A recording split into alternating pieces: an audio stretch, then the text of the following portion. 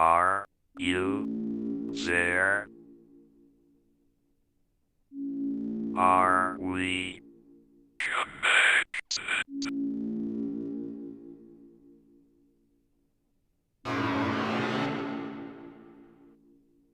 Excellent. Truly excellent. No. We may begin.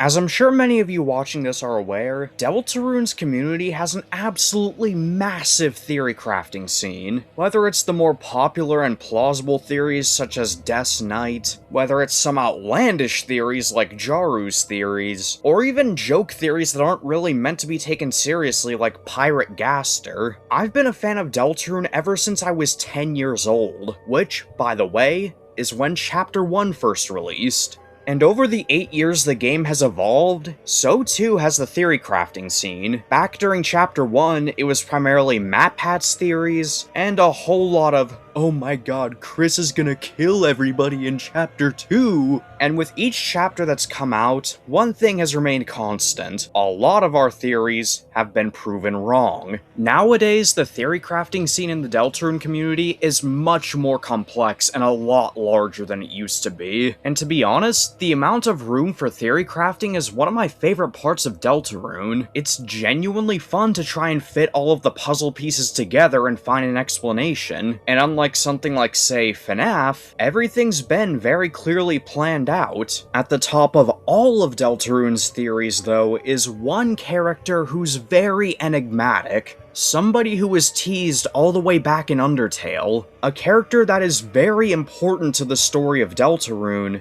and yet we still know very little about them. And of course, I'm referring to none other than Dr. W.D. Gaster, the voice we hear during the Goner Maker at the very start of the game. The person hidden within the depths, the mystery man, the creator of the survey program, and the one calling the shots for Deltarune's story. Or so it would seem. There are files in Deltarune's code that are associated with Gaster, written in all capital letters and with different prefixes from the others. As an example, device_friend. If it weren't associated with Gaster at all, it would have been written as object_friend. However, keep in mind that I said some files. When I started to investigate further, the idea of Gaster being the creator of Deltarune's story started to show a few cracks in my opinion. There were inconsistencies, small details that didn't add up, that eventually led to me forming Gaster Hijack theory. In this video, I'll be explaining what Gaster Hijack theory is, and I'll do my best to try and provide as much evidence as I can. Please keep in mind though, this is my first time ever trying to do a theory video, so chances are it's not going to be perfect at all. But regardless, I still hope you enjoy it. And if you do enjoy it, please consider liking, subscribing to the channel if you want to see more content, or even commenting down below. You don't have to if you don't want to, but it would greatly help the video's engagement and push it to more people, so if you would like more people to see it, please consider. As always, if you're interested, please consider following me on Blue Sky or joining my Discord server, both of which will be linked in the description below. And a special thank you to None for this absolutely beautiful fan art right here, seriously, it's just, I absolutely love it. You guys are seriously talented. So, once again, thank you to None. Now, without further ado, here we go. Hey, so really quick, right after I finished editing the intro, the latest Deltarune newsletter dropped, which makes me want to mention real quick, please do not take my theory as gospel if you agree with it. Ultimately, Deltarune has still not been finished yet, and as such, we don't have all the information. This theory does not solve Deltarune, nor am I claiming that it does. All of this is ultimately just for fun. So before we get into the evidence for my theory and start dissecting it, we should probably first ask the question, what is Gaster Hijack theory? Well, to give a basic answer, there are two things that this theory proposes. First, Gaster does not have as much direct control over Deltarune as we thought. Basically, it asserts that, similarly to the soul, Gaster needs to mostly rely on indirect methods to influence the events of the story. Sort of like how the player needs to rely on Noelle to indirectly influence the events of the story and thus result in the weird route. The second proposal of this theory is that Gaster is not the original person behind Deltarune, and instead, he hijacked the story of Deltarune from the original creator, and as a result, is actively making changes to the story. There's more detail to this theory, but this is the basic rundown of the two main ideas. All of the other details will be gone over as the video progresses.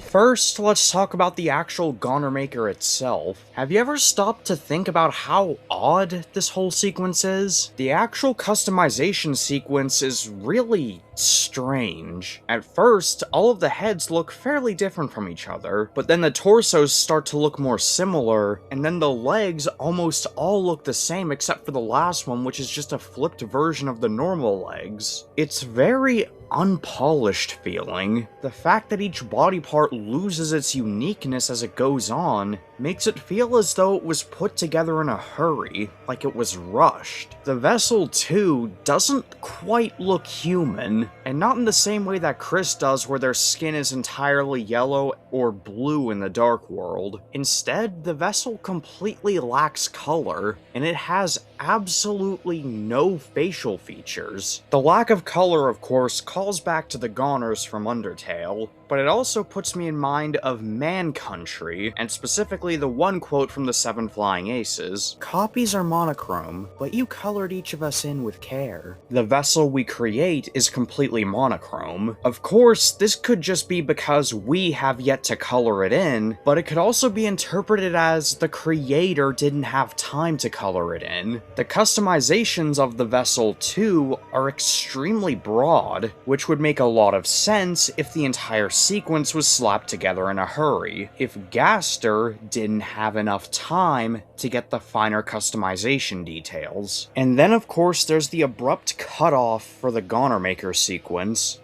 Thank you for your time. Your answers? Your wonderful creation will now be discarded. Nobody can choose who they are in this world. Your name is... It's worth noting, in my opinion, just how different the tone of voice is. Gaster's tone of voice during the Goner Maker sequence is one of joy. It's still somewhat clinical, but he seems happy, as though your creation is a beautiful thing. The second voice, by contrast, is much more nihilistic, and the patterns of speech are completely different between the two. Many have interpreted this as somebody else hijacking Gaster's Goner Maker sequence, someone interrupting at the last moment, so that way the soul can be placed inside Chris. But what if we've got it wrong? Keep in mind, the entire Goner Maker sequence seems to have been made in a very big hurry. It also takes place within the depths. It's the only time in the entire game so far we get to actually see the depths, the source of the Dark Fountains, and even though the player's name is referenced again in a small missable bit of dialogue, nothing even related to the vessel is ever brought up again. It's as if the entirety of the Goner Maker sequence itself was not intended to be part of the story. We also learn that there have been several changes to Hometown right at the start of the story. The internet for Hometown abruptly goes out, rendering the Dreamer family unable to contact Asriel. Father Alvin abruptly stops receiving letters about Gerson. Sans suddenly moves in. The game itself also alludes to the idea of the world of Deltarune changing. Specifically, the Forgotten Man alludes to this. Listen well to my story. Once upon a time, the whole world looked like this. Well, the world changed. Society was developed, the earth was covered in water, dinosaurs appeared, an ice age. Actually, there are still dinosaurs.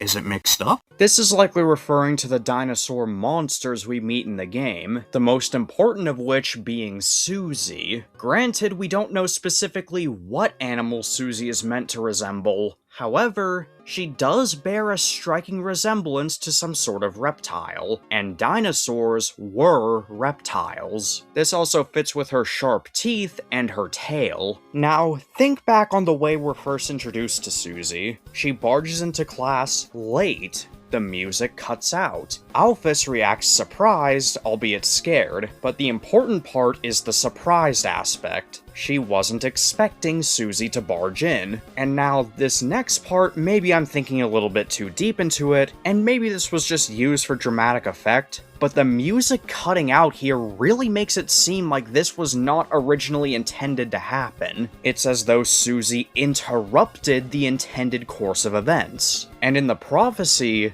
Susie is listed as the fourth hero.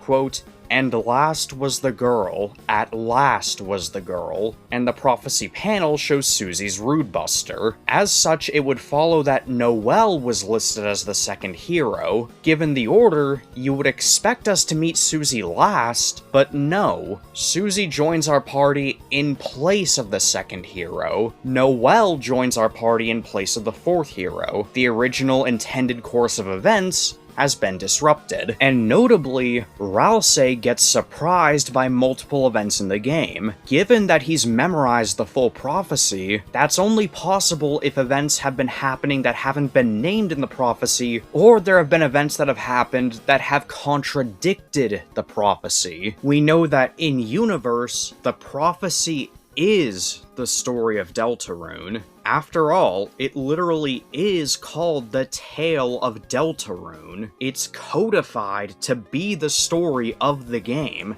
and yet there have been events that have surprised Ralsei and thus either contradict moments in the prophecy or are straight up not mentioned in it, which could only happen if something is altering the story of the game. In the weird route, this can be explained as the player, but in the normal route, this is still the case. There are still events that do not line up with the prophecy. As an example, Chris is listed as the first hero, but there is absolutely no mention of them working alongside the Knight. And we know that they've been working with the Knight, whether willingly or not. There are multiple other moments in the main story of the game that seemingly contradict Ralsei's knowledge as well. For example, in Chapter 5, when it's revealed that the Knight has been creating dark fountains for a long time, and unlike what the prophecy seemingly stated, it did not show up alongside the heroes. As another example, the moment in Chapter 4 where the Titan is summoned. The music cutting out right before it's summoned before Crumbling Tower starts playing makes it seem as though this was not originally part of the Knight's plan, and as such was not originally part of the course of events. And, perhaps the biggest example for me, the moments where Chris rips the soul out. Their movement when it's seemingly just the soul and Chris is bizarre, jittery, and unnatural. It's like they're glitching the main story, breaking the intended series of events once again. However, speaking of the whole shelter crew, we do know that they're tied to Gaster, as the sound that plays when you approach the shelter is a very slowed down version of the Entry 17 OST, and we know that the friend hunting pack originates from somewhere within the shelter. As Pink says in Chapter 5 after you've collected the egg and been bitten by Friend, they were very good at finding protein, and some people would do anything to avoid them, even change their appearance or go into hiding. However, she also mentions that she knew someone who owned the hunting pack of cats. The only character we've ever seen with Image Friend in any capacity is ERAM. ERAM is a very enigmatic character, but now we have a solid connection between them and the main story of Deltarune. We know they have to exist outside of just the minigame. My apologies for that weird noise. Please ignore that. That was a car going by my house. Thanks a lot for that. I already talked about ERAM in a previous video discussing the Mantle minigame, and in hindsight, pretty much all of my Weird Route adjacent theories were disproven with Chapter 5. But one thing was confirmed that I speculated on in that video. ERAM does lead the pack of Image Friend. I also talked about the definition specifics of knight and mantle, and how oftentimes mantles were worn by nobility and how knights would serve said nobility. I used it to basically argue that the knight is under the service of ERAM, and I stand by that. However, I think I may have misjudged ERAM itself. I viewed ERAM as the sole one in control of the whole shelter crew, and I pretty much described everything related to Dess's disappearance and everything going on with the shelter as ERAM's plan. I no longer think this is the case. When you actually take a look at everything we have related to ERAM so far, they don't really seem to have their own plan. Everything about ERAM is geared towards and focused around violence. The mantle minigame itself is entirely about violence. It's trying to egg us along to the weird route / twisted sword route, both of which are absolutely focused on violence. All of ERAM's dialogue is related to Chris's violent tendencies.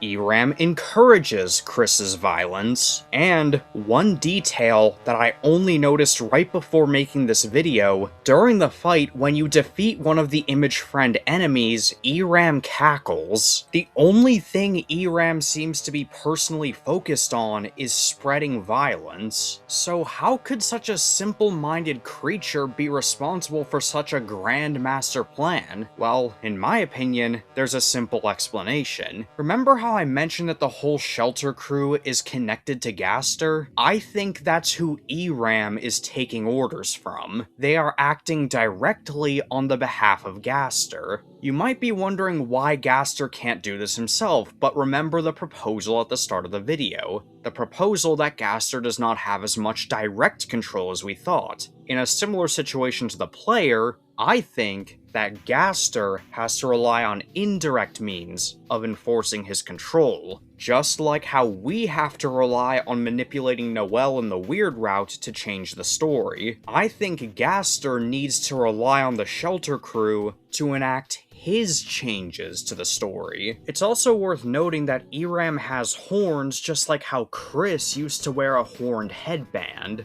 and ERAM is also very clearly intimately familiar with Chris. But a large point I want to bring up right now, ERAM's mouth bears a resemblance to Aqua's mouth from Chapter 5. Aqua is most likely reflective of how Asgore views Chris, still viewing them as their younger, more naive self. And in general, most characters seem to view Chris as a sort of one-note caricature. They see them as the weird kid, the student that always sleeps in class, Asriel's younger sibling, Asgore's kid, and only a select few people actually know more about Chris. Only a select few view them as anything more than just one attribute. For the sake of clarity, no, I am not suggesting that Aqua and ERAM are the same character. That would be completely ridiculous, and that's not what I'm suggesting. But I do think the parallels in their appearance are intentional. Both express attributes that Chris has, and as such, I believe that ERAM is likely reflective of how Gaster views Chris. The Forgotten Man, who for all intents and purposes seems to be focused on helping Chris, is viewed as an issue by Gaster according to the PlayStation achievements. So it would make sense if Gaster held the opposite viewpoint. Gaster wants Chris to give in to their more violent tendencies, their more dark urges, whilst the Forgotten Man is more interested in trying to help Chris overcome those urges, trying to help them repress those instincts. It's possible that the second voice in the Gonnermaker sequence that interrupts it may have been the original person behind Deltarune. The player was always supposed to take control of Chris, but Gaster seemingly tried having us make a new protagonist. And since we know that Chris is, likely unwillingly to an extent, working with the Knight, and that Gaster is seemingly encouraging Chris's darker side, I think Gaster was likely planning to repurpose Chris as an antagonist. but when the player was still assigned to Chris anyway, he created ERAM as a part of the story. Now, to clarify, I do still think most of Gaster's control is indirect. However, I do also think he has some direct methods of control, albeit just limited ones. He can influence the events of the story, but not directly cut them out. He can create new characters, but all of the characters associated with Gaster are very simplistic and one note, so I think that even though he can create new characters, the characters he can create are all very basic. However, the fact that the characters are also so basic means that he can use them as puppets much more easily. And as he's rewriting the story of Deltarune, there's one specific character he seems to be using to enforce his rewrite. A character that seemed relatively unassuming at first, but in Chapter 5 was confirmed to have done something really brutal, which has earned him the nickname among the community, the Butcher of Hometown. Fried dough balls of octopus. Didn't you want to try? It's only 2G. It's only Burberry. No, I'm good, thank you. Didn't you want to octopus? Dude, I don't want to eat your takoyaki. Yeah, I'm talking about normal NPC. He was already pretty weird, but mostly unassuming. Then he just straight up cooked Onion-san. Interestingly though, Onion-san mentioned to Chris a song coming from the sea, and in the Chapter 5 Weird Route, as we keep getting closer and closer to the edge of the lake, a chanting starts playing that gets louder and louder, and given that it seems we clip out of bounds in the Weird Route, I think it's most likely that the bottom of the lake is some sort of glitched area in-game. Kinda think of it like the Deltarune equivalent of falling into the backrooms. Once you're out of bounds, you see everything you weren't supposed to, and since the depths seems to be in the out-of-bounds area, or at least very close to it, it would make sense that Gaster would take issue with somebody getting too close to the precipice. And we already know that the whole shelter crew is no stranger to using pretty brutal methods to get what they want, so in my opinion it tracks that Onion-san was imprisoned, but given that they heavily resemble an octopus, it's possible they may be able to repair lost limbs, and thus an endless source of protein for the friend hunting pack. Them being made into takoyaki actually supports this. Monsters upon death don't leave a body behind, they turn to dust. So if Onion-san was dead, there wouldn't be any takoyaki made from them. Normal NPC is selling us the takoyaki to try and divert attention away from the lake, so that the player will think that Onion-san was killed by him. This also further supports the idea that Gaster does not have as much direct control as we thought. Think about it. If Onion-san really did get too close to the edge, and Gaster had full direct control over the story, wouldn't he just delete Onion-san? Make it so they were never there? Why would he need to rely on other people to take care of it? And looking back at the entry number 17 dialogue from Undertale, it's pretty clear that the experiment Gaster is talking about is a dark fountain. But if he was the creator of Deltarune, how would he accidentally discover a dark fountain? And on top of that, the existence of Man Country alone proves there has to have been something before the Deltarune that we play. A world that is now forgotten. And who else has been forgotten exactly?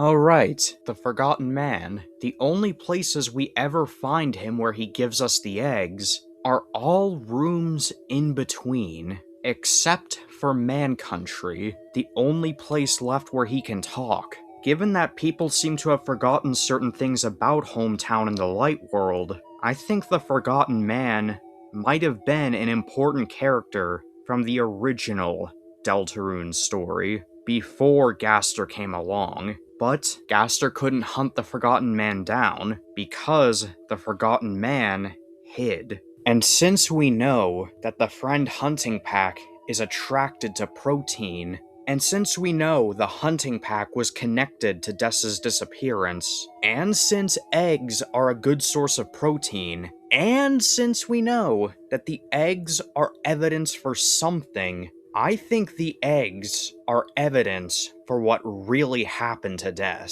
And since we know that Image Friend is a hunter, a predator, it seems likely that it would hide behind something before ambushing its prey. And trees make for very good natural cover. I think I know why the tree is what the Forgotten Man is hiding behind now. It's because that's what Image Friend was hiding behind before pouncing on Des when she let her guard down. And he gives the eggs because they are in some way evidence of what happened to Des, what really happened, and potentially evidence of Gaster's meddling. So that would be why Gaster considers the eggs an issue. It starts to clue the player in as to what really happened. Not a definitive answer, but they start to make us question things prematurely. Even if they don't affect the overall story, they start to make us want to dig deeper. Just like their description says, the eggs are not too important, but not too unimportant. They don't affect the main story of the game all that much, but they help Chris start to face what happened, to potentially overcome it in the future, instead of just letting them wallow in their self-loathing. And thus, Gaster's idea for Deltarune, his dream, starts to slip just a tiny little bit, and so it's an issue for him.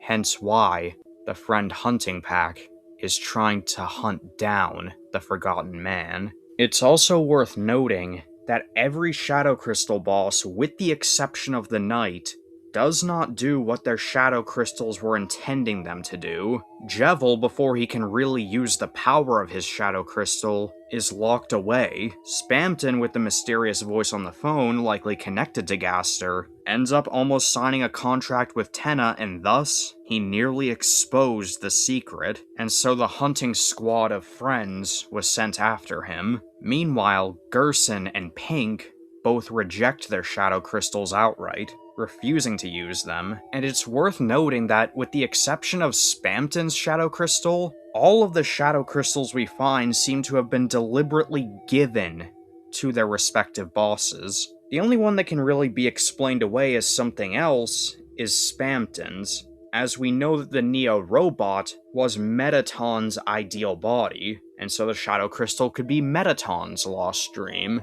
But either way, this would explain why Gaster wouldn't see the Shadow Crystals as an issue, because the people who were bestowed them failed to meet his expectations. They failed to fulfill the role that he gave to them, and so he likely views us as more worthy of them after defeating these bosses.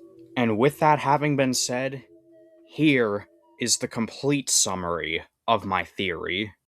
When Gaster fell into his experiment, when he fell into his dark fountain and was shattered across the depths, he managed to glimpse something, a new set of timelines, different entirely from the Undertale timelines. A parallel world where monsters lived on the surface and were never trapped underground. It was a story called Deltarune, created by another entity within the depths.